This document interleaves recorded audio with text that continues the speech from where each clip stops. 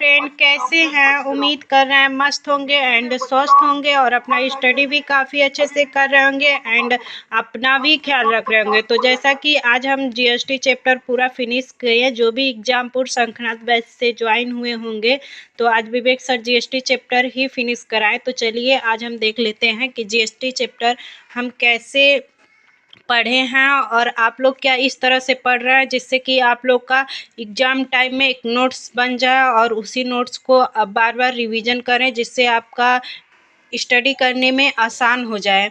तो देखिए हम लिखे हैं जीएसटी और उसके बाद से इसमें लिखे हैं गुड सर्विस टैक्स भारत में प्रथम बार आया 1 जुलाई 2017 को। तो इस तरह से हम लिख लिख के पढ़े हैं जिसमें ये आप देख सकते हैं किस तरह मैंने लिखी हूँ इस चीज़ों को। तो उम्मीद करते हैं आप लोग भी ऐसे ही लिख करके पढ़े होंगे। एक क्वेश्चन था, क्या करो मतलब टैक्स कर जो होता है का भुगतान अनिवार्य है। तो इसका क्वेश्चन था हाँ अनिवार्य है। तो आप लोग भी ऐसे ही लिखे होंगे। तो हम क्वेश्चन भी लिख लिए हैं जिससे कि हमें आसान हो जाएगा पढ़ने में। देखिए ऐसे ही लिख लिख के हम पढ़े हैं तो आप लोग भी ऐसे ही लिख कर के पढ़े होंगे। उम्मीद करते हैं करों के मुख्य उद्देश्य क्या क्या हैं। तो देख लीजिए करों के मुख्य उद्देश्य क्या क्या है। एक प्रश्न था, इनमें से कौन सा करों का मुख्य उद्देश्य है। तो इसका सही आंसर था व्यक्तिगत छुट्टियों के लिए धन जुटाना, ये करों के लिए मुख्य उद्देश्य था। और एक था, क्या सरकार अपनी मर्जी से कर लगा सकती है। तो ये है 265 अनुच्छेद में कानून के अधिकार के बिना कर नहीं लगाया जा सकता।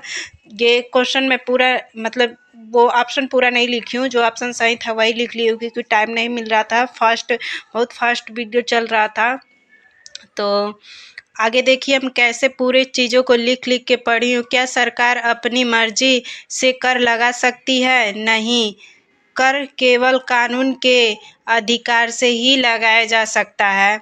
तो ये किस में है? अनुच्छेद 265 में है। तो इस तरह से हम जीएसटी को लिख लिख के पढ़े हैं। तो उम्मीद करते हैं आप लोग भी लिख लिख के ही पढ़े होंगे। उत्तर प्रदेश सरकार की स्वयं के टैक्स से आय इनकम, तो कौन कौन मतलब कर सकता है। तो केंद्र आयकर हो सकता है, राज्य जो कि भूमि के लिए बनाता है, और दोनों लोग इसमें केंद्र सरकार और राज्य सरकार तो जीएसटी में हैं। तो इस तरह से आप लोग भी लिख लिख के पढ़े होंगे। संघ को पैसे कहाँ से आते हैं। तो बजट से 2025 से 2006 जो कि उद्धार और अन्य देयताएं आयकर में जो कि जीएसटी लगता है तो वो 22% लगता है जीएसटी, और अन्य कर में 18% लगता है। तो आप देख लीजिए। आगे बढ़ते हैं। ये चैप्टर काफ़ी लंबा था और एक ही दिन में ही विवेक सर समाप्त कर दिए और हम भी इनके साथ लगे रहे और आज ये चैप्टर मेरा समाप्त हो गया। तो चलिए देखते हैं कर के प्रकार। तो कर के कितने प्रकार हैं। कर की दर के आधार पर कर किस पर लगाया व भुगतान किसने किया। तो कर जो था प्रत्यक्ष कर और अप्रत्यक्ष कर दो प्रकार का होता है। ये होता है कर की दर के आधार पर 3 होते हैं, प्रगतिशील, प्रगतिगामी, समानुपाती। इस तरह से होता है। प्रत्यक्ष कर क्या होता है। तो प्रत्यक्ष कर में जो जिस व्यक्ति या संस्था पर जो कर लगाया जाता है तो उसे प्रत्यक्ष कर कहते हैं। ये जो था कर पूंजीगत लाभ पर था, आयकर था, संपत्ति, और इसमें निगम कर था, संपत्ति कर था। संपत्ति कर ये 2 बार हो चुका है। संपत्ति कर, उपहार कर। ये संपत्ति कर को किस सन में समाप्त किया गया। तो 1 अप्रैल 2016 में संपत्ति कर को समाप्त कर दिया गया। निगम कर को कंपनियों मतलब कंपनी के द्वारा ही जो कर बनता है उसे ही निगम कर कहते हैं। तो इसमें क्वेश्चन था, निम्नलिखित में से कौन सा भारत में एक प्रत्यक्ष कर नहीं है। तो ये है मूल, जो कि आप लोग देख सकते हैं अभी ऊपर दिखाए हैं प्रत्यक्ष कर का उदाहरण जो भी था। तो निगम कर है, संपत्ति कर है, उपहार कर है, इसमें मूल्य वर्धित कर नहीं है। आगे बढ़ते हैं हम। आगे है अप्रत्यक्ष कर। अप्रत्यक्ष कर में वस्तु या सामान पर जो कर लगता है उसे अप्रत्यक्ष कर कहते हैं। जैसे ग्राहक, दुकानदार, जो कि सरकार द्वारा मतलब ग्राहक सामान खरीदता है और दुकानदार द्वारा सरकार को ही ये जीएसटी पहुंचाया जाता। जैसे मोबाइल फ़ोन प्लस जीएसटी अप्रत्यक्ष कर हैं। जैसे मान लीजिए 10,000 का कोई मोबाइल है और उसमें 18% जीएसटी ऐड किया जाता है, तो 11,800 का जीएसटी, 11,800 का वो कुल हो जाता है। तो इसमें क्या होता है, तो इसमें जो ग्राहक है उसके द्वारा ही लिया जाता है और दुकान द्वारा सरकार तक पहुंचाया जाता है। तो इसलिए इसे अप्रत्यक्ष कर कहते हैं। तो इसका क्वेश्चन है, निम्नलिखित में से कौन सा भारत में एक अप्रत्यक्ष कर नहीं है। तो इसमें जो है आयकर, अभी बताएं आयकर जो था वो अप्रत्यक्ष कर नहीं है, क्योंकि आयकर जो है वो प्रत्यक्ष कर है। कौन कौन से प्रत्यक्ष कर हैं एक बार कमेंट बॉक्स में ज़रूर बताइएगा। तो चलिए हम आप लोग को खुद ही बता देते हैं। पूंजीगत लाभ कर है प्रत्यक्ष कर, आयकर प्रत्यक्ष कर है, और संपत्ति कर प्रत्यक्ष कर है, निगम कर प्रत्यक्ष कर है, उपहार कर प्रत्यक्ष कर है। तो उम्मीद करते हैं आप लोग ये सब समझ चुके होंगे। तो भारत में कर प्रणाली, तो भारत में कर अनिवार्य शुल्क जो था, जिस कानून के अनुसार सरकार व्यक्ति संस्थाओं पर लगाती है वह एकत्र करती है। केंद्र शक्तियों का विभाजन अनुसूची 7 में है। तो इस 3 तरह से अनुसूची 7 में शक्तियों का विभाजन किया गया, जो कि संघ और राज्य और समवर्ती सूची। तो ऐसे हम लिखे हैं। उम्मीद करते हैं आप लोग भी नोट्स साथ के साथ ही बनाते जाते होंगे, जिससे आप लोग का भी कल के लिए ज़्यादा फायदा मिल जाए। तो अब देखते हैं अनुसूचित 7 में 3 सूचियां हैं। संघ सूची, अनुसूची जो कि 246 1 से संसद, राज्य सूची अनुसूची 246 3 से राज्य विधानमंडल, समवर्ती सूची में 246 2 से संसद और राज्य आते हैं। आयात निर्यात कर, प्रतिभूति लेन देन कर, जीएसटी अप्रत्यक्ष कर है। जीएसटी कैसा अप्रत्यक्ष है, आयकर जो है प्रत्यक्ष कर है। कर 3 सूचियां हैं। संघ सूची, ये था भारत में प्रथम बार आयकर 1860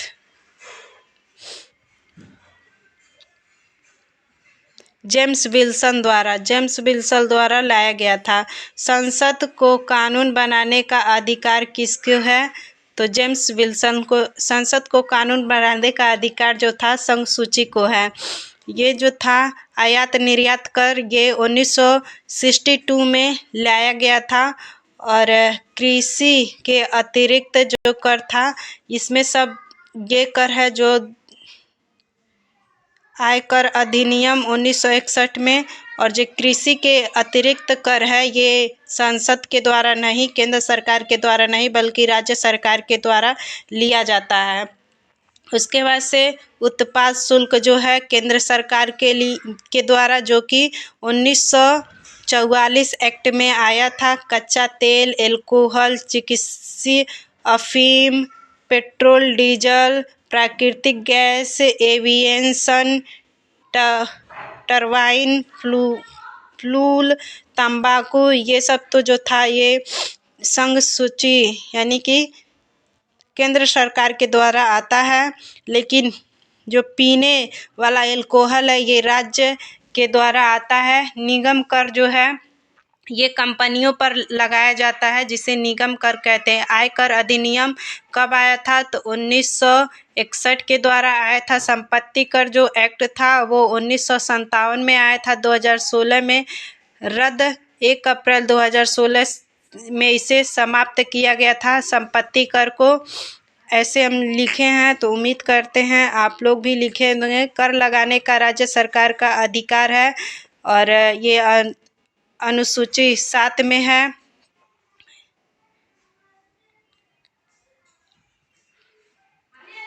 देख लीजिए आप, ये रहा मेरा नोट्स। चलिए आपको फटाफट दिखा दे रहे हैं, क्योंकि ये बीच में मेरा कुछ छूट गया है, तो जब मैं वीडियो रिवर्स करूँगी तो फिर से मैं देखूँगी क्या चीज़ उसमें छूटा है। ये रहा यूपी में वेट 1 अप्रैल 2008 को लाया गया। यूपी में वेट 1 अप्रैल 2008 को लाया गया है। और ये रहा जीएसटी पोर्टल। जीएसटी पोर्टल का है www.gst.gov.in। जीएसटीएन आइडेंटिफिकेशन 15वें डिजिट हैं। जीएसटीएन में कितने डिजिट हैं? क्वेश्चन पूछता है जीएसटीएन में कितने डिजिट हैं, तो 15 डिजिट हैं। तो इस तरह से हम लिख के क्वेश्चन याद किए हैं। आप लोग देख सकते हैं कितना कम से कम ये 10 पेज में गया है, और साथ के साथ हम लिखते गए हैं इस चीज़ को। तो आप भी अगर लिखते गए होंगे तो सारी चीज़ समझ में आई होगी। अगर वीडियो बस बैठ के देखते गए होंगे तो उम्मीद करते हैं आप लोग को ये मतलब उतने अच्छे से कॉन्सेप्ट क्लियर नहीं हुआ होगा। तो इस तरह से लिखना ज़रूरी है, क्योंकि कल के लिए जब भी मतलब हम नोट्स अपना ओपन करें तो देखें क्या लिखे, क्या पढ़े, क्या नहीं पढ़े हैं। तो देखिए बहुत भाई साहब बहन साहब कहते हैं कि अपना नोट्स प्रोवाइड कराओगे। तो देखिए अगर आप आज बहुत टाइम है आप लोग के पास, अगर आज से ही आप लोग नोट्स बनाएंगे तो आप लोग आगे चल के अपने नोट्स जब अपने हैंड रिटन लिखेंगे तो आपको बहुत चीज़ कॉन्सेप्ट क्लियर होगी। आप दूसरे का नोट्स लेके पढ़ेंगे तो उतना कॉन्सेप्ट क्लियर नहीं हो पाएगा जितना कि आप चाहेंगे। तो उम्मीद करते हैं आप लोग आज से ही नोट्स बनाना स्टार्ट कर देंगे, क्योंकि नोट से ही तो पता चलता है। देखिए ये बुक आया था जो कि जीके जीएस का, विवेक सर का, तो बुक से भी उतना पढ़ने पे कम मतलब वो नहीं हो रहा है, कॉन्सेप्ट क्लियर नहीं हो रहा है। लेकिन अगर आप जैसे ही आप मतलब देखेंगे कि जाना जाए वीडियो से वॉच करके वीडियो, तो आपको अच्छे से कॉन्सेप्ट क्लियर आ जाएगा। तो चलिए जीएसटी वस्तु एवं सेवा कर दिखा देते हैं, जो बच्चे बुक नहीं लिए उन लोग के लिए। तो ये है 50 नंबर पेज पे। तो हम आते हैं सबसे पहले 50 नंबर पेज पे। तो ये रहा 50 नंबर पेज। इसमें आप लोग देख लीजिए, ये सारी चीज़ें दी गई हैं जो कि बिना एक टीचर से आप पढ़ेंगे तो उतना कॉन्सेप्ट क्लियर नहीं होगा, लेकिन अगर पढ़ेंगे तो कॉन्सेप्ट ज़रूर क्लियर हो जाएगा पढ़ने के बाद से। तो हम 1-2 बार इसे पढ़े हैं अभी। अब इसके क्वेश्चन को आप लोग को हम दिखा देते हैं कि इसमें कितना क्वेश्चन दिया गया है। तो आप लोग देख लीजिए, ये जीएसटी का पूर्ण रूप क्या है। अरे तो इसमें ऑप्शन है government sales tax, general sales tax, goods and supply tax, goods and service tax. तो इसका आंसर हो जाएगा right, goods and service tax. लोग देख लीजिए ऐसे। तो आप लोग लिए होंगे, तो पढ़ने के बाद आप अगर इसे लगाते हैं तो मतलब उम्मीद करते हैं आप लोग को बहुत ही अच्छे से समझ में आ जाएगा। तो चलिए मिलते हैं नेक्स्ट वीडियो में। Thanks for watching. ऐसे प्लीज़ आप लोग भी जब स्टडी करें तो ऐसे ही लिख के पढ़ें, क्योंकि लिखने से 100% चीज़ क्लियर हो जाती हैं। उम्मीद करते हैं आप लोग मेरे बातों को समझ लिए होंगे।